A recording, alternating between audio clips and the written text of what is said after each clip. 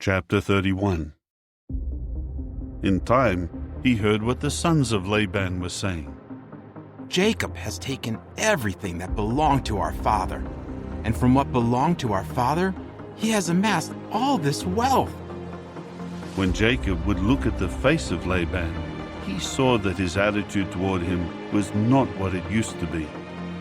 Finally, Jehovah said to Jacob, "Return to the land of your fathers and to your relatives, and I will continue with you." Then Jacob sent a message to Rachel and Leah to come out to the field to his flock, and he said to them, I have seen that your father's attitude toward me has changed, but the God of my father has been with me. You yourselves certainly know that I have served your father with all my power. And your father has tried to cheat me and has changed my wages 10 times. But God has not allowed him to do me harm. If on the one hand he would say, "The speckled ones will be your wages," then the whole flock produced speckled ones. But if on the other hand he would say, "The striped ones will be your wages," then the whole flock produced striped ones. So God kept taking your father's livestock away from him and giving it to me. Once, when the flock got into heat, I raised my eyes and saw in a dream that the he-goats mating with the flock were striped, speckled, and spotty. Then the angel of the true God said to me in the dream, "Jacob," to which I said, "Here I am." And he continued, "Raise your eyes, please, and see that all the he-goats mating with the flock are striped, speckled, and spotty, for I have seen all that Laban is doing to you. I am the true God of Bethel, where you anointed a pillar, and where you made a vow to me. Now get up, go out of this land, and return to the land of your birth." At this, Rachel and Leah answered him, "Is there any share left for us to inherit in our father's house? Does he not consider us as foreigners, since he has sold us and has been using up the money given for us?" All the riches that God has taken away from our father are ours and our children's. So then, do everything that God has told you to do." Then Jacob got up and lifted his children and his wives on the camels, and he began driving all his herd and all the goods that he had accumulated, the livestock in his possession that he had accumulated in Paddan Aram, to go to Isaac his father in the land of Canaan. Now Laban had gone to shear his sheep, and Rachel stole the teraphim statues that belonged to her father. Moreover, Jacob outwitted Laban the Aramean, for he had not told him that he was running away. And he ran away and crossed the river, he and all he had. Then he headed toward the mountainous region of Gilead. On the third day, Laban was told that Jacob had run away. So he took his brothers with him and pursued him for a journey of 7 days, and caught up with him in the mountainous region of Gilead.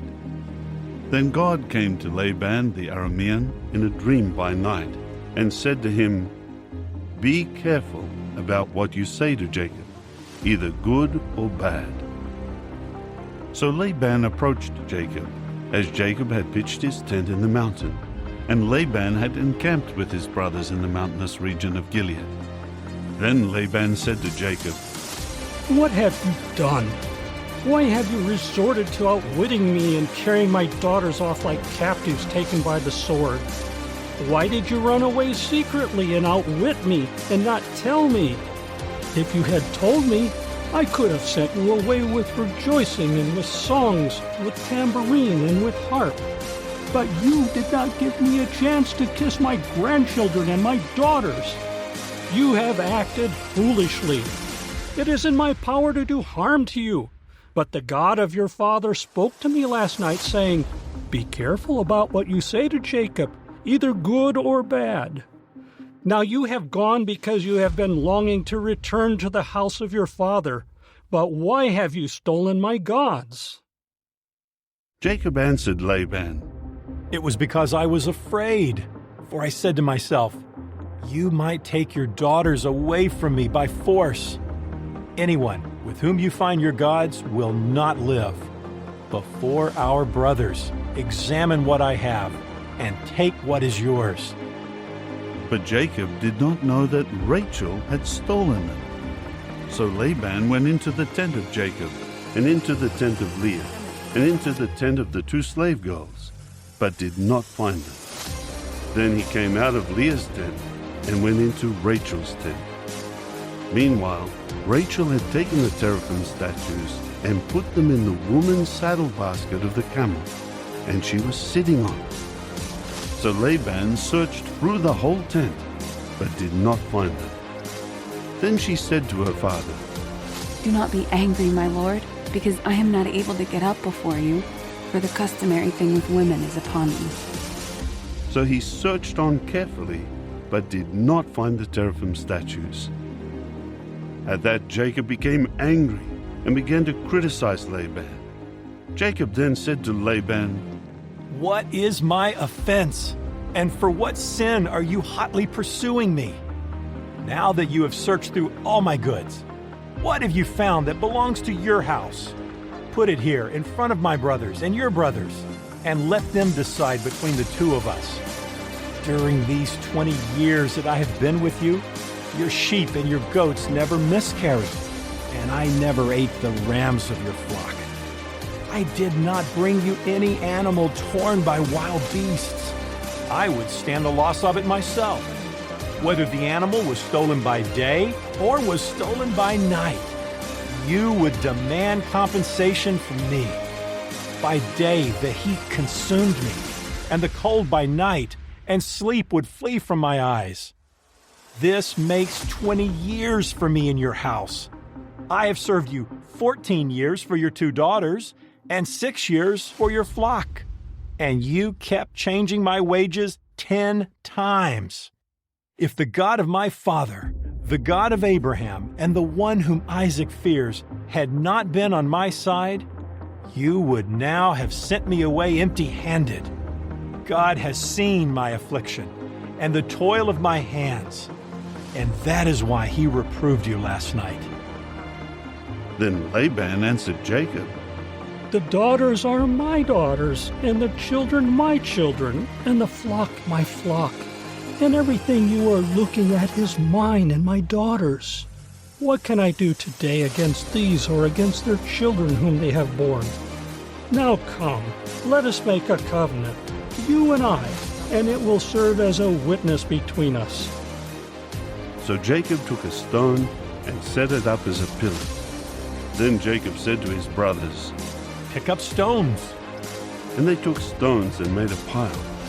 After that they ate there on the pile of stones. And Laban began calling it Jegar-sahadutha, but Jacob called it Galeed.